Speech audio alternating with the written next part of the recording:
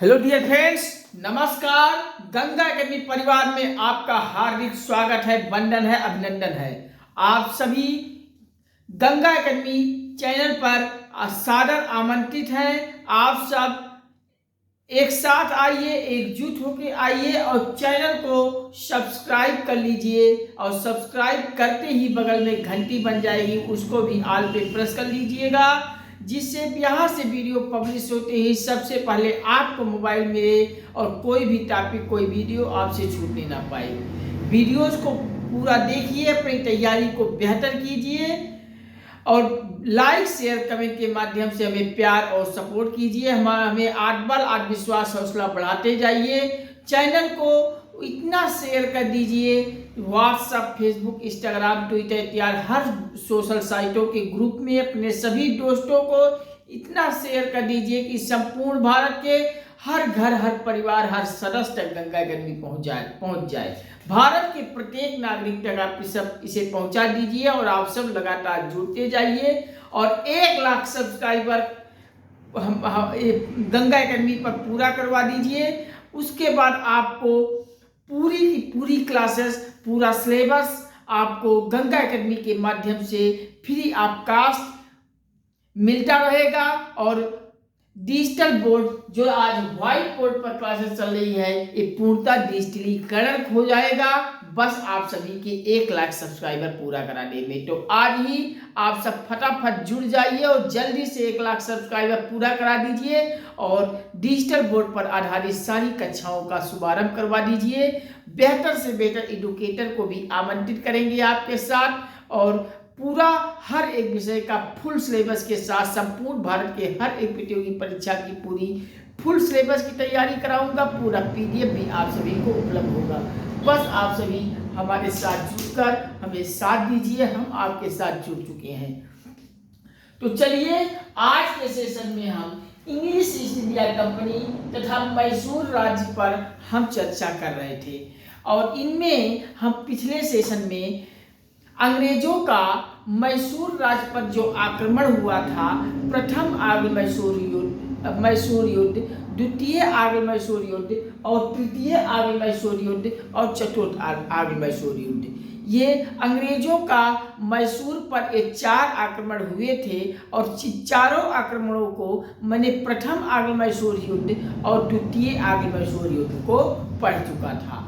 आज हम तृतीय आंग्ल मैसूर युद्ध और चतुर्थ आंग्ल मैसूर युद्ध को पढ़ने चल रहे हैं। तो यहाँ से परीक्षा में कौन कौन महत्वपूर्ण क्वेश्चन है, हम सब कुछ खंगाल डालेंगे और यहाँ से एक भी क्वेश्चन आप सभी का न गलत होने पाएगा न छूटने पाएगा। बस आप सभी वीडियोस को 2-4 बार लगातार देख लीजिएगा और हर कॉन्सेप्ट को रट लीजिएगा। नहीं समझ में आता है कमेंट कीजिए, हम पुनः समझाएंगे। तो चलिए हम शुरू करते हैं तृतीय आंग्ल मैसूर युद्ध। तो सबसे पहले जान लें तृतीय आंग्ल मैसूर युद्ध हुआ कब था। तो मेरे प्यारे बच्चों, तृतीय आंग्ल मैसूर युद्ध का समय है 1790 में शुरू हुआ था और 1792 ईस्वी में तक चलता रहा। यानी तृतीय आंग्ल मैसूर युद्ध 2 वर्षों तक चला था। 1790 से 1792 2 वर्ष तक ये तृतीय आंग्ल मैसूर युद्ध है, क्योंकि प्रथम और द्वितीय को हम इससे पिछले वाले क्लासेस में पढ़ चुके हैं। आप सब जब इसलिए पिछले वाले वीडियो को सब क्रम से देखोगे तो आपको पूरा क्रमवार वीडियो मिलता रहेगा। तो इससे पहले हम पढ़ चुके प्रथम आंग्ल मैसूर युद्ध और द्वितीय आंग्ल मैसूर युद्ध। आज हम तृतीय आंग्ल मैसूर युद्ध पढ़ रहे हैं और ये तृतीय आंग्ल मैसूर युद्ध 1790 से शुरू हुआ था और 1792 ईस्वी तक चला था और इसमें 2 वर्षों का ये युद्ध था। तो यह युद्ध 1790 से 1792 ईस्वी के बीच लड़ा गया था और इस युद्ध के समय भारत का मुगल बादशाह कौन था। तो कभी आपकी परीक्षा में पूछ लेता है कि तृतीय आंग्ल मैसूर युद्ध जब लड़ा गया था तो उस समय भारत का मुगल बादशाह कौन था। तो मुगल बादशाह यही शाह आलम द्वितीय था। तो आप सब शाह आलम द्वितीय का नाम पढ़े होंगे, हमने पढ़ाया हूँ। तो जब तृतीय आंग्ल मैसूर युद्ध अंग्रेजों का हो रहा था मैसूर वाले क्षेत्र में, तो उस समय मुगल बादशाह भारत का शाह आलम द्वितीय था। तो लिख लीजिए, इस तृतीय आंग्ल मैसूर युद्ध के समय मुगल बादशाह कौन था? तो ये शाह आलम द्वितीय था। जबकि समकालीन अगर बंगाल का गवर्नर जनरल देखें तो उस समय बंगाल का गवर्नर जनरल लॉर्ड कॉर्नवालिस था। लॉर्ड कॉर्नवालिस, इससे पहले हमने लॉर्ड हेंटिस को पढ़ा था। लॉर्ड हेंटिस ने आंग्ल मैसूर युद्ध में किसको भेजा था? आयरकूट को भेजा था। और आयरकूट की जब मृत्यु हुई थी तब उसके बाद माथ्यूस आया था। तो अब यहाँ तृतीय आंग्ल मैसूर युद्ध में आया है लॉर्ड कॉर्नवालिस। लॉर्ड कॉर्नवालिस आया था। तो बंगाल का गवर्नर इस समय तृतीय आंग्ल मैसूर युद्ध में बंगाल का गवर्नर जनरल था लॉर्ड कॉर्नवालिस और मुगल बादशाह था शाह आलम द्वितीय। लॉर्ड कॉर्नवालिस का अगर हम समय पीरियड देखें तो समय पीरियड 1786 से 1793 तक, यानी 1786 से लेकर 1793 ईस्वी तक बंगाल का गवर्नर जनरल कौन था? लॉर्ड कॉर्नवालिस था। लॉर्ड कॉर्नवालिस बहुत अच्छा गवर्नर जनरल था। इसका जो निर्णय था बहुत खराब नहीं रहा था। हम ये इस समय तृतीय आंग्ल मैसूर युद्ध के समय भारत का मुगल बादशाह याद कर लीजिए शाह आलम द्वितीय था और बंगाल का इस समय गवर्नर जनरल लॉर्ड कॉर्नवालिस था। लॉर्ड कॉर्नवालिस का समय पीरियड कब से कब तक गवर्नर जनरल था बंगाल का? तो 1786 से 1793 ईस्वी तक बंगाल का गवर्नर जनरल लॉर्ड कॉर्नवालिस आता है। और इस युद्ध के कारण यहाँ अंग्रेजों के द्वारा टीपू सुल्तान कौन था? इससे पहले हम टीपू सुल्तान के पहले हैदर अली को पढ़ा था।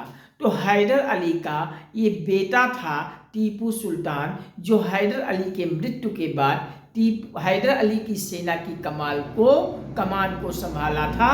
हैदर अली का बेटा यही टीपू सुल्तान। तो इस युद्ध के कारण अंग्रेजों द्वारा टीपू सुल्तान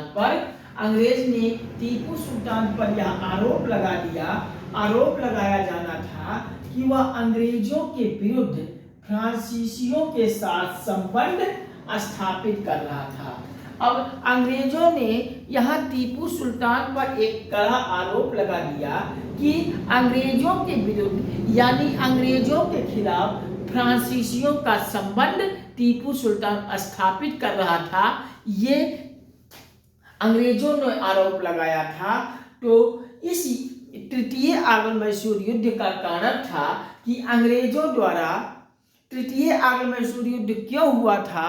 तो इसका कारण ये है कि अंग्रेजों ने टीपू सुल्तान पर एक आरोप लगा दिया कि टीपू सुल्तान फ्रांसीसियों के साथ संबंध स्थापित कर रहा है।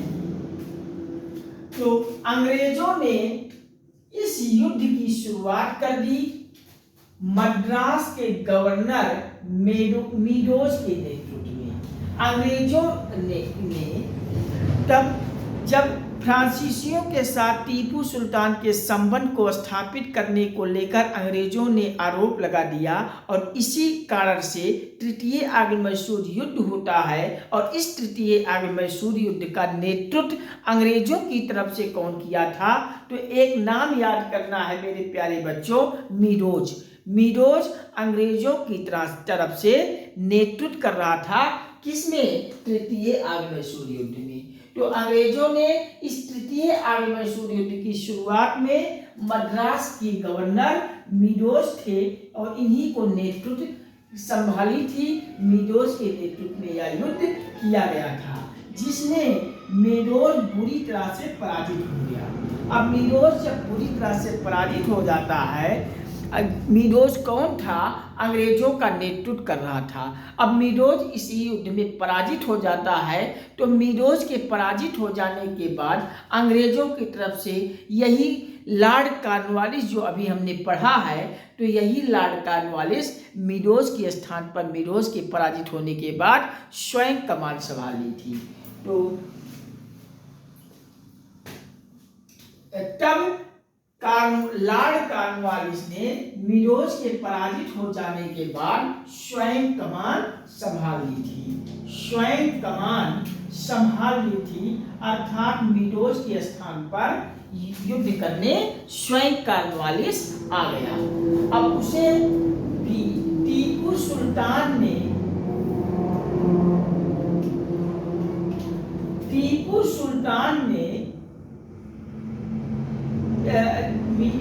लॉर्ड कॉर्नवालिस को भी जबरदस्त चुनौती दिया। टीपू सुल्तान कोई हल्का शासक नहीं था।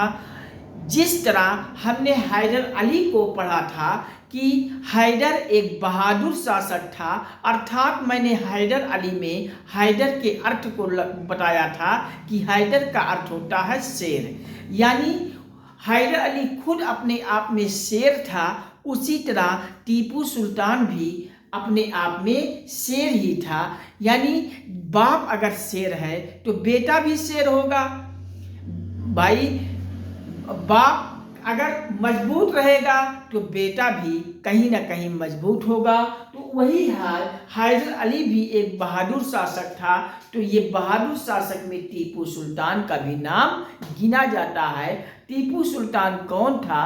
तो हैदर अली का बेटा था। हैदर अली की जब मृत्यु हो जाती है तो हैदर अली की सेना की कमान कौन संभालता है? टीपू सुल्तान। तो अगर टीपू सुल्तान मजबूत ना होता, बहादुर ना होता, तो हैदर के मृत्यु के बाद हैदर अली के शासन को कब्जा कर लेते अंग्रेज। लेकिन अंग्रेज हैदर अली के मृत्यु के बाद कोई कदम उठा पाते, उससे पहले ही टीपू सुल्तान हैदर अली की सेना की कमान संभाल ली और अंग्रेजों से संघर्ष शुरू कर दिया। तो टीपू सुल्तान ने तृतीय मैसूर युद्ध में अंग्रेजों की तरफ से नेतृत्व करने वाला आया था मीरोज, और इसको बुरी तरीके से पराजित किया था टीपू सुल्तान। और मीरोज के पराजित होने के बाद स्वयं कमान संभाली थी अंग्रेजों की तरफ से लॉर्ड कॉर्नवालिस, और लॉर्ड कॉर्नवालिस से भी जबरदस्त चुनौती लिया। और लॉर्ड कॉर्नवालिस टीपू सुल्तान से एक जबरदस्त चुनौती दिया, परंतु फरवरी 1792 ईस्वी में, अब फरवरी 1792 ईस्वी में टीपू सुल्तान के एक किला है, उस किले को याद रखिएगा, श्रीरंगपट्टनम किला। ये श्रीरंगपट्टनम वाला किला पर फरवरी 1792 ईस्वी में घेरा डाल दिया लॉर्ड कॉर्नवालिस।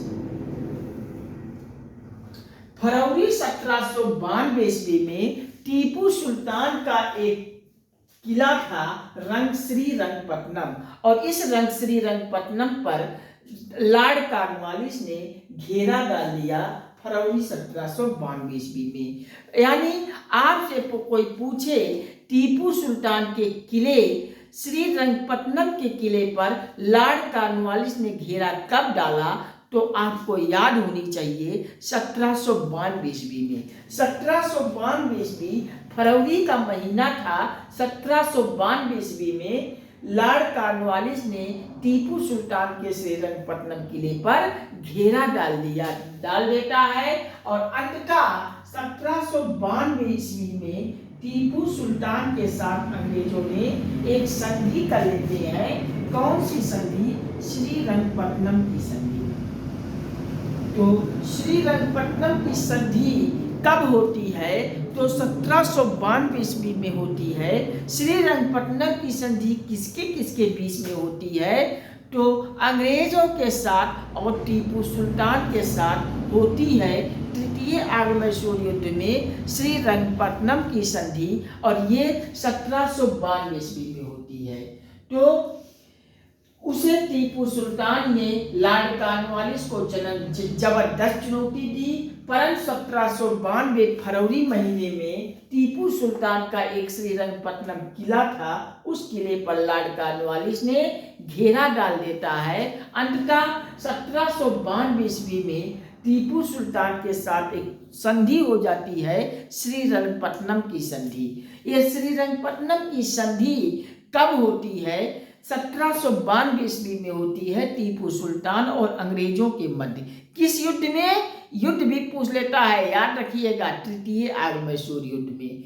तो तृतीय आर्य मैसूर युद्ध में श्रीरंगपट्टनम की संधि होती है 1792 ईस्वी में अंग्रेज एक से और टीपू सुल्तान के बीच। और इस संधि में कहा गया कि टीपू सुल्तान को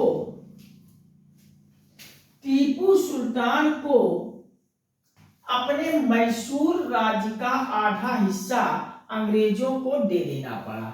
यानी टीपू सुल्तान का मैसूर राज्य था, उस मैसूर राज्य का जो आधा हिस्सा था, उस आधे हिस्से को टीपू सुल्तान को दे देना पड़ता है। किसको? अंग्रेजों को। यानी टीपू सुल्तान के मैसूर वाले क्षेत्र के आधे हिस्से को टीपू सुल्तान से अंग्रेज ले लेते हैं। किस संधि के तहत? तो श्रीरंगपट्टनम की संधि के तहत। तो श्रीरंगपट्टनम की संधि के साथ टीपू सुल्तान को अपने मैसूर राज्य का आधा हिस्सा अंग्रेजों को देना पड़ा था। और युद्ध की जो क्षतिपूर्ति का रूप है, युद्ध की क्षतिपूर्ति के रूप में टीपू सुल्तान को 3.3 करोड़ रुपए देने थे, परंतु इसकी अदायगी 1 वर्ष के भीतर ही की जानी थी। तो युद्ध की जो क्षतिपूर्ति हुआ था, यानी युद्ध का जो नुकसान हुआ था, उसमें टीपू सुल्तान को 3.3 करोड़ रुपए देना था। और ये 3.3 करोड़ कितने दिन में देना था? तो 1 वर्ष के भीतर देनी होती। अब आते हैं श्रीरंगपट्टनम की संधि के बाद। तो श्रीरंगपट्टनम की संधि के बाद लॉर्ड कॉर्नवालिस ने कहा है कि श्रीरंगपट्टनम की जब संधि हो जाती है, तो उस श्रीरंगपट्टनम की संधि में लॉर्ड कॉर्नवालिस ने एक स्लोगन दिया है, एक कथन दिया है, एक कहा है इसमें। तो परीक्षा में कभी कभी पूछ लेता है कि श्रीरंगपट्टनम की संधि के बाद लॉर्ड कॉर्नवालिस ने क्या कहा है। तो श्रीरंगपट्टनम की संधि के बाद लॉर्ड कॉर्नवालिस ने कहा है कि हमने अपने मित्रों को, याद कर लीजिए इस कथन को, हमने अपने मित्रों को शक्तिशाली किए बगैर अपने शत्रु को कुचल दिया है। तो ये स्लोगन को याद कर लीजिए। लॉर्ड कॉर्नवालिस ने कहा है श्रीरंगपट्टनम की संधि के बाद, क्या कहा है? हमने अपने मित्रों को शक्तिशाली किए बगैर अपने शत्रु को कुचल दिया। तो ये कथन कभी कभी परीक्षा में यही कथन ही दे दिया जाता है और पूछ लेता है किसने कहा है, कि लिख लेगा कि हमने अपने मित्रों को शक्तिशाली किए बगैर अपने शत्रु को कुचल दिया है। निम्नलिखित कथन को किसने कहा है? तो यह कथन लॉर्ड कॉर्नवालिस ने कहा है। कब कहा है? श्रीरंगपट्टनम की संधि में कहा है। तो याद कर लीजिए, एक बार मैं निकाल कर देता हूँ जिससे आपको सारी चीजें समझ में आ जाए। तो तृतीय आर्य मैसूर युद्ध कब से कब तक लड़ा गया था? पहला क्वेश्चन आपकी परीक्षा में यही बन जाता है।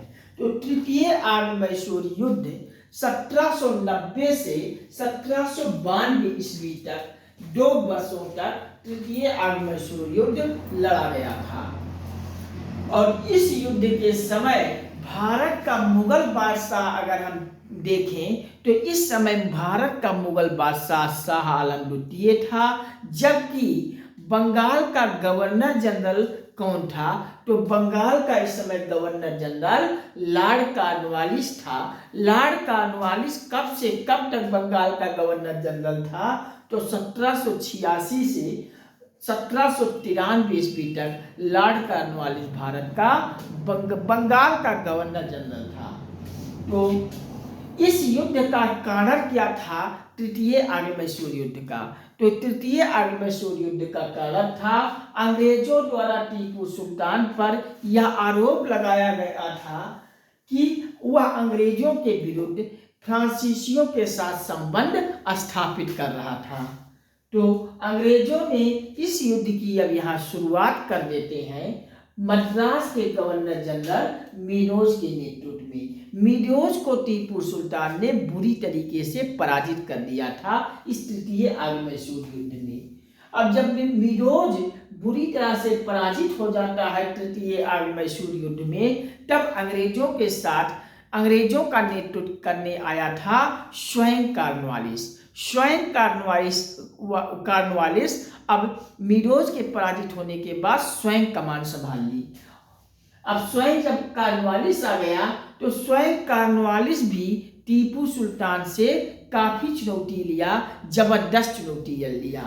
टीपू सुल्तान ने भी जबरदस्त चुनौती लिया लॉर्ड कॉर्नवालिस को। परंतु फरवरी 1792 ईस्वी में टीपू सुल्तान का एक किला था श्रीरंगपट्टनम का किला, और इस रंगपट्टनम के किले का घेरा डाल देता है लॉर्ड कॉर्नवालिस।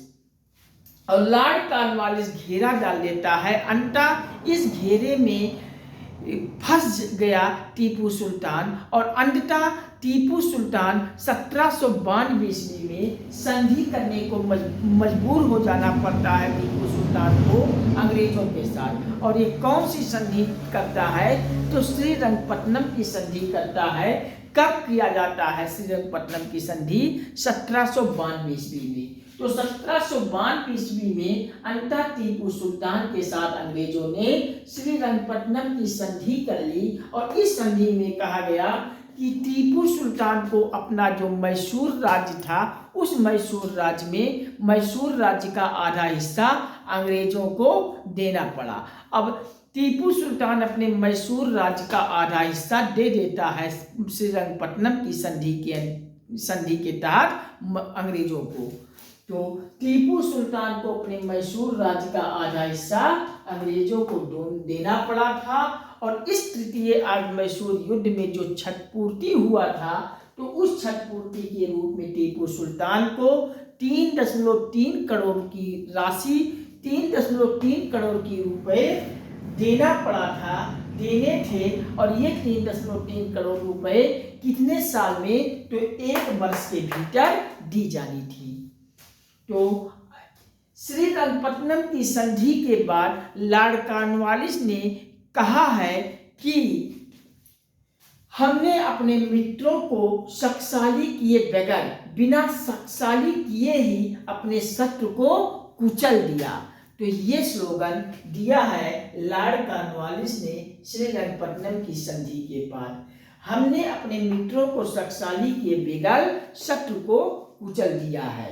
तो ये श्रीरंगपट्टनम की संधि के बाद लॉर्ड कॉर्नवालिस ने कहा है, याद रखिएगा। अब आते हैं हम चतुर्थ आर्य मैसूर। अब लास्ट हमारा मैसूर राज्य पे अंग्रेजों के साथ जो लास्ट युद्ध है चतुर्थ आर्य मैसूर युद्ध आता है। तो चतुर्थ आर्य मैसूर युद्ध कब से कब तक लड़ा गया था? तो आपको चतुर्थ आर्य मैसूर युद्ध याद रखना है कि यह 1799 ईस्वी में लड़ा गया था। 1799 ईस्वी में लड़ा था अंग्रेजों ने मैसूर पर चतुर्थ आर्य मैसूर युद्ध। थोड़ा सा जल पी लें हम, फिर हम चर्चा करते हैं।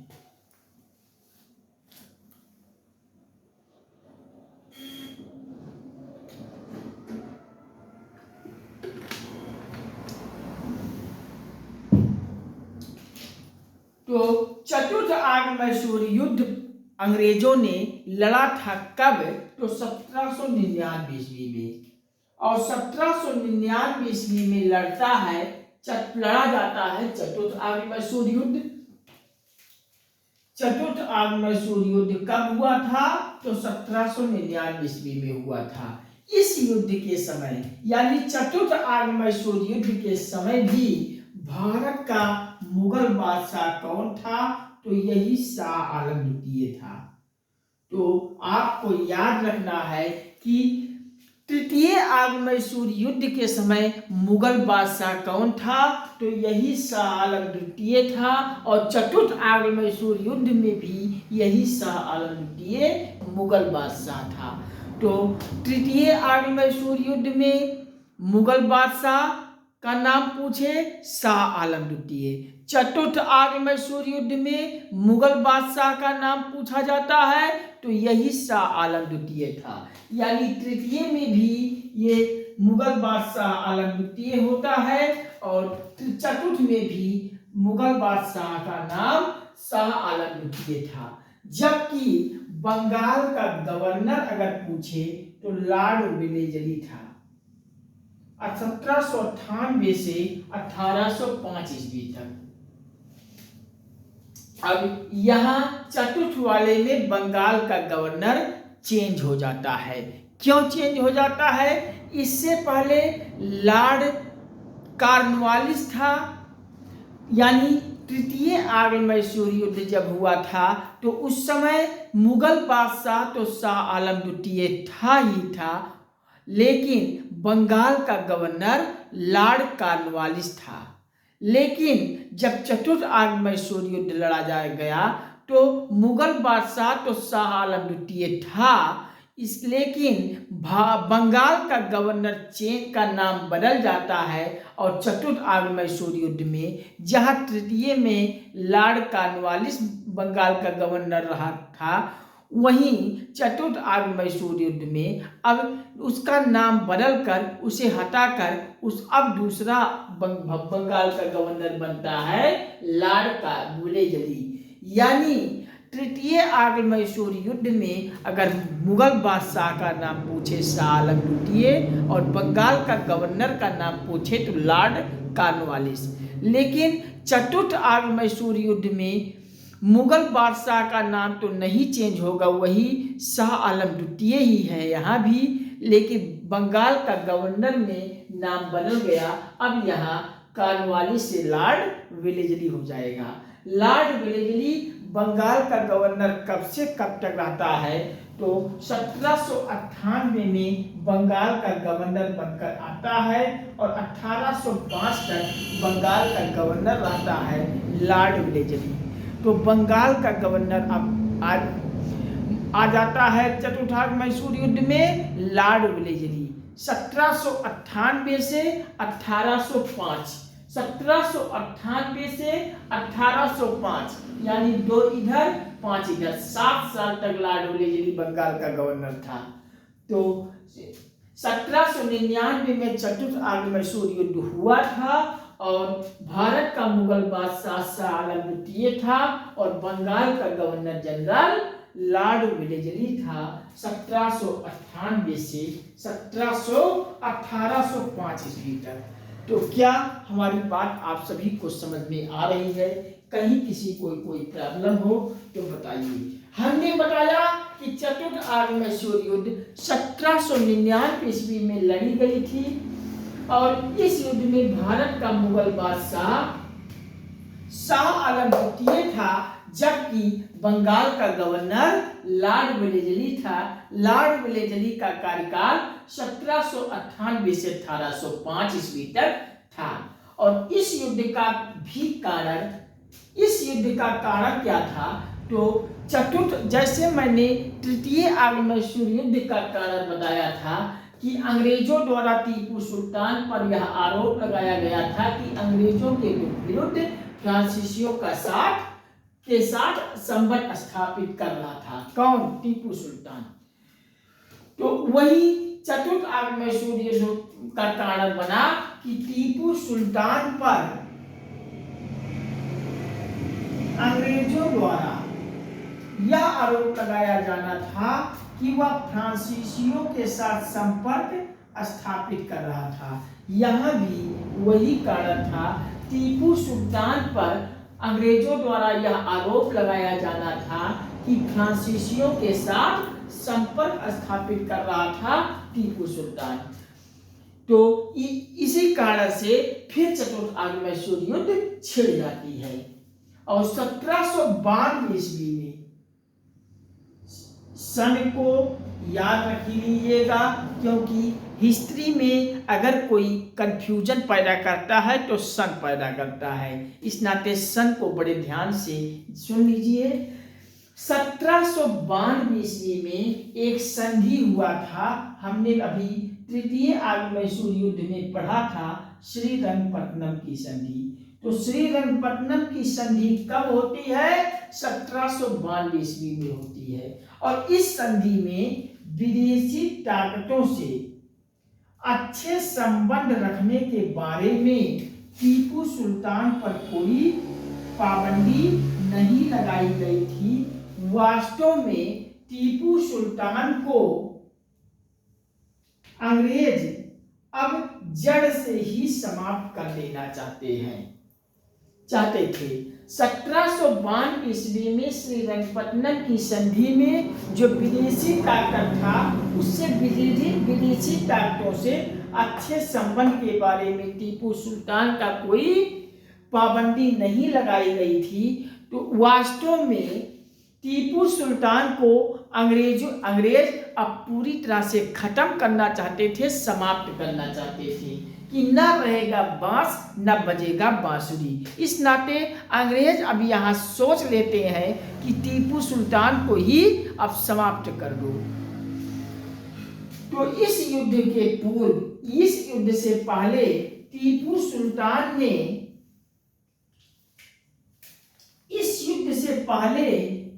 सुल्तान ने कोई बाह्य शक्तियों से सहयोग प्राप्त करने की कोशिश की थी, लेकिन उसने फ्रांसीसियों के द्वारा श्रीरंगपट्टनम में स्थापित एक जैकोबिन क्लब था।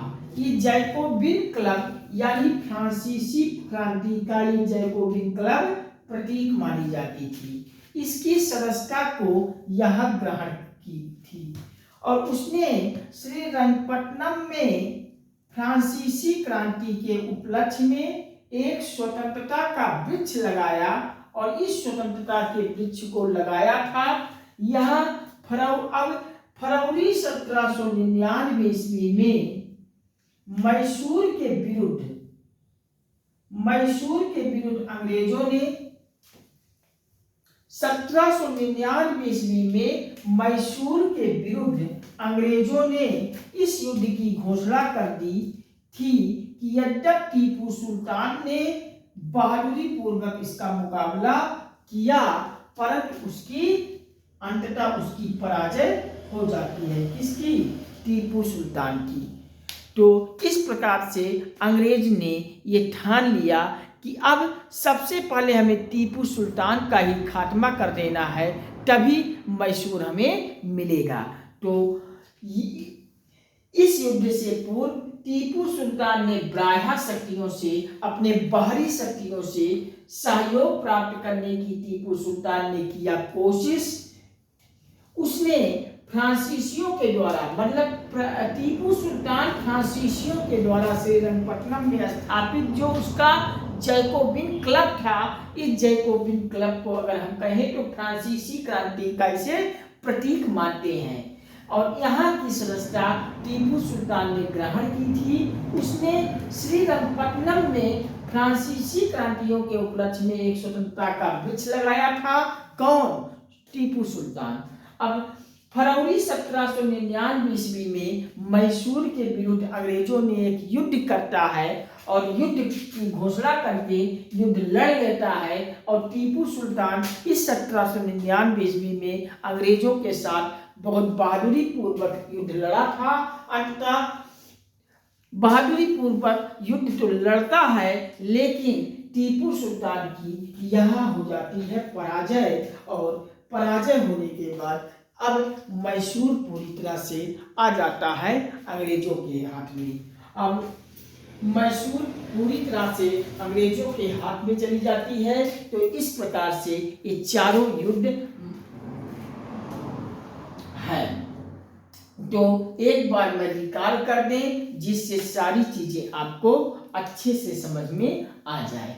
तो तृतीय आर्य मैसूर युद्ध 1790 से 1792 ईस्वी में 2 वर्षों तक लड़ा गया था। इस युद्ध के समय भारत का मुगल बादशाह अगर हम कहें तो शाह आलम द्वितीय था, जबकि बंगाल का गवर्नर जनरल लॉर्ड कॉर्नवालिस था। लॉर्ड कॉर्नवालिस का कार्यकाल 1786 से 1793 ईस्वी तक था। इस युद्ध का कारण क्या था कि अंग्रेजों द्वारा टीपू सुल्तान पर यह आरोप लगाया जाना कि वह अंग्रेजों के विरुद्ध फ्रांसीसियों के साथ संपर्क स्थापित कर रहा था। अंग्रेजों ने इस तृतीय आर्य मैसूर युद्ध की शुरुआत मद्रास के गवर्नर मीडोज के नेतृत्व में की थी। किसके? मीडोज एक अंग्रेजी सेना का नेतृत्व कर रहा था तृतीय आर्य मैसूर युद्ध में, और इसी के नेतृत्व में यह युद्ध हुआ था। लेकिन इस तृतीय आर्य मैसूर युद्ध में मीडोज जो नेतृत्व करने आया था अंग्रेजों के तरफ से, तो उसमें टीपू सुल्तान ने इसे बुरी तरह से पराजित कर दिया। तब मीडोज का स्थान ग्रहण करने आया था स्वयं कॉर्नवालिस। अब स्वयं कॉर्नवालिस ने मीडोज की जगह की कमान सौंप दी, संभाल ली। अब उसे भी इस कॉर्नवालिस जब आता है मीडोज के स्थान पर टीपू सुल्तान का सामना करने, तो टीपू सुल्तान मीडोज का लॉर्ड कॉर्नवालिस को भी जबरदस्त चुनौती दी। परंतु फरवरी 1792 ईस्वी में टीपू सुल्तान का एक किला श्रीरंगपट्टनम का किला था, और उस श्रीरंगपट्टनम के किले का लॉर्ड कॉर्नवालिस ने घेरा डाल देता है, और घेरा डाल देता है, और इस घेरे से टीपू सुल्तान परेशान हो जाता है। और इस परेशानी को सॉल्व करने के लिए अंततः 1792 ईस्वी में टीपू सुल्तान को एक करना पड़ता है अंग्रेजों के साथ एक संधि। वह संधि है श्रीरंगपट्टनम की संधि। तो याद कर लीजिएगा मेरे दोस्त, श्रीरंगपट्टनम की संधि कब होती है? तो 1792 ईस्वी में होती है। किसके किसके मध्य होती है? अंग्रेज और टीपू सुल्तान के मध्य में होती है श्रीरंगपट्टनम की संधि। और इस संधि में कहा गया कि टीपू सुल्तान को अपने मैसूर राज्य का जो आधा हिस्सा था उसको देना था अंग्रेजों को। यानी अब टीपू सुल्तान अपने मैसूर का आधा हिस्सा दे देता है अंग्रेजों को। और युद्ध में जो क्षतिपूर्ति हुई थी टीपू सुल्तान को, उस क्षतिपूर्ति को पूरा करने के लिए टीपू सुल्तान को 3.3 करोड़ रुपए देने थे। किसको? टीपू सुल्तान को देना था। और कितने समय में? 1 वर्ष के भीतर दी जानी थी ये राशि। तो अब टीपू सुल्तान श्रीरंगपट्टनम की संधि में टीपू सुल्तान को अपने मैसूर का एक आधा क्षेत्र अंग्रेजों को देना ही था।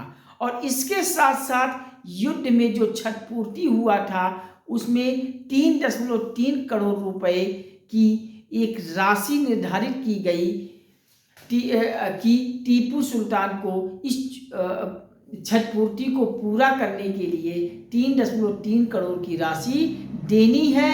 कितने?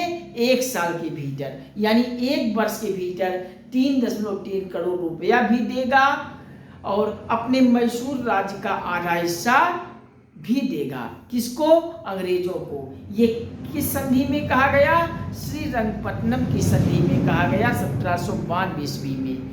तो श्रीरंगपट्टनम की संधि के साथ तृतीय आर्य मैसूर युद्ध समाप्त हो जाता है। और अब 1799 ईस्वी में अंग्रेजों का एक लास्ट युद्ध और आ जाता है, चतुर्थ आर्य मैसूर युद्ध। और इस चतुर्थ आर्य मैसूर युद्ध 1799 ईस्वी में अंग्रेज लड़ते हैं टीपू सुल्तान से फिर। और इस युद्ध के समय भारत का मुगल बादशाह भी पुनः यही शाह आलम द्वितीय था, लेकिन बंगाल का गवर्नर जनरल का नाम बदल जाता है। तो भारत का गवर्नर जनरल तृतीय आगे मैसूर युद्ध में भी शाह आलम द्वितीय था, चतुर्थ में भी शाह आलम द्वितीय ही था, लेकिन बंगाल का गवर्नर जनरल तृतीय आगे मैसूर युद्ध में लॉर्ड कॉर्नवालिस था, लेकिन यहाँ चतुर्थ आगे मैसूर युद्ध में बंगाल का गवर्नर लॉर्ड वेलेस्ली हो जाता है। लॉर्ड वेलेस्ली 1798 में आता है बंगाल का गवर्नर बनकर और 1805 ईस्वी तक रहता है, और कॉर्नवालिस 1786 में आता है, 93 तक रहता है। तो अब यहाँ लॉर्ड वेलेस्ली बंगाल का गवर्नर बनकर आता है, रहता है। इस युद्ध का कारण क्या था चतुर्थ वाले का? तो टीपू सुल्तान पर अंग्रेजों द्वारा यह आरोप लगाया जाना था कि वह फ्रांसीसियों के साथ संपर्क स्थापित कर रहा था। 1792 ईस्वी में एक श्रीरंगपट्टनम की जो संधि थी, इस संधि में कहा गया कि विदेशी ताकतों से अच्छे संबंध रखने के बारे में टीपू सुल्तान पर कोई पाबंदी नहीं लगाई गई थी। वास्तव में टीपू सुल्तान को अंग्रेज अब जड़ से ही समाप्त करना चाहते थे, और इस युद्ध से पूर्व टीपू सुल्तान ने बाहरी शक्तियों से सहयोग लेने की कोशिश किया था। उसने फ्रांसीसियों के द्वारा श्रीरंगपट्टनम में स्थापित एक क्लब था, जैकोबिन क्लब, याद रखिएगा, जैकोबिन क्लब फ्रांसीसियों के द्वारा श्रीरंगपट्टनम में स्थापित था। जैकोबिन क्लब को फ्रांसीसी क्रांति का प्रतीक कहते हैं। यहाँ की टीपू सुल्तान सदस्यता ग्रहण किया था और उसने श्रीरंगपट्टनम में फ्रांसीसी क्रांति के उपलक्ष्य में एक स्वतंत्रता का वृक्ष भी लगाया था। कौन? टीपू सुल्तान, और स्वतंत्रता का वृक्ष लगाया था। और फरवरी 1799 ईस्वी में, याद रखिएगा, फरवरी 1799 ईस्वी में मैसूर राज्य के विरुद्ध अंग्रेजों का एक पुनः युद्ध फिर होता है। तो मैसूर के विरुद्ध अंग्रेजों ने युद्ध की घोषणा किया था। कब? फरवरी 1799 ईस्वी में। तो फरवरी 1799 ईस्वी में मैसूर के विरुद्ध अंग्रेजों ने युद्ध की एक घोषणा कर देते हैं अंग्रेज, और इस युद्ध की घोषणा करके टीपू सुल्तान यद्यपि इस युद्ध में बहादुरी पूर्वक युद्ध का मुकाबला किया था, लेकिन अब हो जाती है टीपू सुल्तान की पराजय, और टीपू सुल्तान के पराजय के बाद पूरी तरह से मैसूर के आ जाता है अंग्रेज के हाथ में, और एक एक करके एक एक क्रम को चढ़ते हुए अंग्रेज पूरी तरह से भारत पर शासन करते हैं, और भारत पर अंग्रेज राज्य आ जाता है। तो हमने बंगाल पर अंग्रेजों का आधिपत्य देखा और मैसूर पर देखा। अब चतुर्थ आगे मैसूर युद्ध में कुछ पॉइंट बचे हुए हैं, वीडियो हो जा रहा लंबा, इस नाते हम जो बचे हुए चतुर्थ आगे मैसूर युद्ध का पॉइंट है, फैक्ट है, जो आपके परीक्षा के दृष्टिकोण से महत्वपूर्ण है, हम नेक्स्ट वीडियो में आपके बीच डिस्कस कर दूंगा, जिससे आप सभी का एक भी प्रश्न छूटने न पाए। तो वीडियो लंबा हो रहा है, इस नाते हम यह वीडियो को यहीं पे समाप्त करते हैं, और आप सभी से यही गुजारिश करता हूँ, बार बार निवेदन करते हुए तहे दिल से कोट कोट प्रणाम करता हूँ कि ये गंगा एकेडमी मंच प्लेटफॉर्म आपका है, और यहाँ आप सभी सादर आमंत्रित हैं, और आप सभी का यहाँ रहना अनिवार्य है। आप सभी का यहाँ रहना सादर प्रणाम है। आप सब आइए चैनल पर, सब्सक्राइब कीजिए, सब्सक्राइब करते ही बगल में घंटी आल पे प्रेस कर लीजिएगा, और लाइक शेयर कमेंट के माध्यम से हमें प्यार और सपोर्ट देकर हमारा आत्मबल आत्मविश्वास हौसला बढ़ाते जाइए। चैनल पर प्यार और सपोर्ट बनाए रखिएगा। चैनल को इतना शेयर कर दीजिए व्हाट्सएप, फेसबुक, इंस्टाग्राम, ट्विटर इत्यादि सोशल साइटों के ग्रुपों में अपने सभी दोस्तों को, कि सभी भारत के प्रत्येक नागरिक तक, हर घर, हर परिवार, हर सदस्य तक गंगा अकेडमी पहुंच जाए। आप सभी इसे हर जगह फैला दीजिए और आप सभी एक साथ आमंत्रित हैं। एकजुट होकर आइए, चैनल को सब्सक्राइब कीजिए और 1 लाख सब्सक्राइबर का एक मुहिम पूरा करवा दीजिए। आप सभी से यही प्रणाम करता हूं कि आप सभी के 1 लाख सब्सक्राइबर के पूरे होने पर हम आप सभी के साथ ये व्हाइट बोर्ड की कक्षाओं को पूरी तरह से डिजिटलीकरण कर देंगे और डिजिटल बोर्ड पर पूरी कक्षाओं का आयोजन होगा और हर एक विषय के बेहतर से बेहतर एडुकेटर को आमंत्रित करके पूरा हर एक सिलेबस आपको पूर्ण कराएंगे। भारत के प्रत्येक क्षेत्र का हर एक प्रतियोगी परीक्षाओं का फुल कोर्स के साथ तैयारी कराएंगे। PDF आप सभी को देंगे, सब कुछ निःशुल्क आप सभी को उपलब्ध होगा। आप सभी अपने घर से 1 पैसा बिना खर्च किए संपूर्ण भारत के हर एक क्षेत्र की प्रतियोगी परीक्षाओं की तैयारी कर सकोगे। बस आप सभी गंगा अकेडमी पर आकर चैनल को सब्सक्राइब करके बगल में घंटी आल पे प्रेस कर लीजिए और लाइक शेयर कमेंट के माध्यम से हमें प्यार और सपोर्ट दीजिए। हमारा आत्मबल, आत्मविश्वास, हौसला बढ़ाते जाइए और व्हाट्सएप, फेसबुक, इंस्टाग्राम, ट्विटर इत्यादि हर सोशल साइटों के ग्रुपों पे शेयर कर दीजिए। अपने सभी मित्रों को शेयर कर दीजिए और इतना शेयर कीजिए भारत के प्रत्येक नागरिक तक गंगा अकेडमी पहुंच जाए। हर घर, हर परिवार, हर सदस्य तक संपूर्ण भारत में इसे पहुंचा दीजिए। तो ठीक है, फिर मिलता हूं नेक्स्ट वीडियो में आपके बीच। तब तक के लिए नमस्कार। Thank you watching for this video. जय हिंद, वंदे मातरम, जय श्री राम, राधे राधे बच्चों। हर हर महादेव, हर हर गंगे। फिर मुलाकात होती है बहुत जल्द। तब तक के लिए नमस्कार, बाबा, नमस्कार। Thank you very much.